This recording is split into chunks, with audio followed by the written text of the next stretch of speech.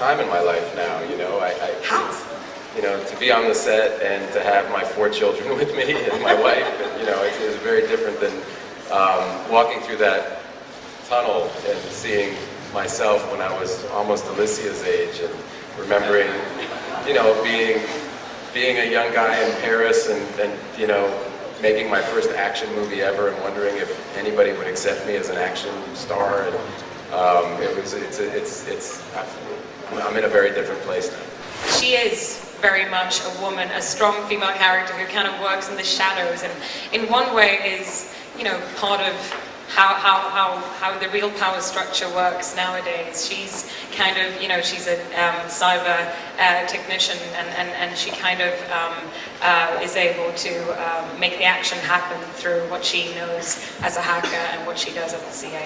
In research for the role, I had some incredible people who have similar abilities, like heavily in this film, who could kind of introduce me to that world and teach me. What we wanted to establish was that there was this new generation behind Bourne that was coming up that had a skill set that he did not have, and that was a threat to him, because, you know, he's always been able to elude capture, you know, as in the analog way, but suddenly there's this whole new arena of cyber warfare that he doesn't really understand, and she's a master of it, and so suddenly this young person comes up and is able to track him and locate him and pinpoint where he is, and that's never happened to him. The reality is that we have incredible stunt teams, and they are so gifted at switching out, and, you know, I do the minimum that, you know, I do what's safe, and the really dangerous stuff is done by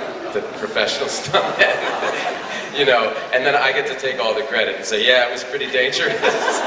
And the great thing about playing Jason Bourne is that he's an expert in everything, and so my stunt doubles are experts in whatever, you know, so I have like 15 of these people who come and, you know, if I climb down a building, it's the best rock climber in Europe who climbs down the building, and in this case it was an enduro champion, motorcycle rider, oh my God. This guy Paul, who came in and did this incredible stuff through those really narrow streets. When I first met Doug Liman, who directed the first movie, what he said to me was, I don't relate to James Bond. He said, I feel like he has values from another time. He doesn't treat women well. Seriously, this is what he said to me. He said he kills people and drinks a martini and makes a joke. He said, I don't relate to that guy at all, and I think, and I love spy movies, and I feel like there's a spy that we could create who would be our generation's spy, and who would be somebody that we all related to. And I think that is fundamentally what's at the core of these movies, is that we root for Jason Bourne because he feels like he's on our team, and I think really that is what it is. And it was this insight that Doug had 16 years ago.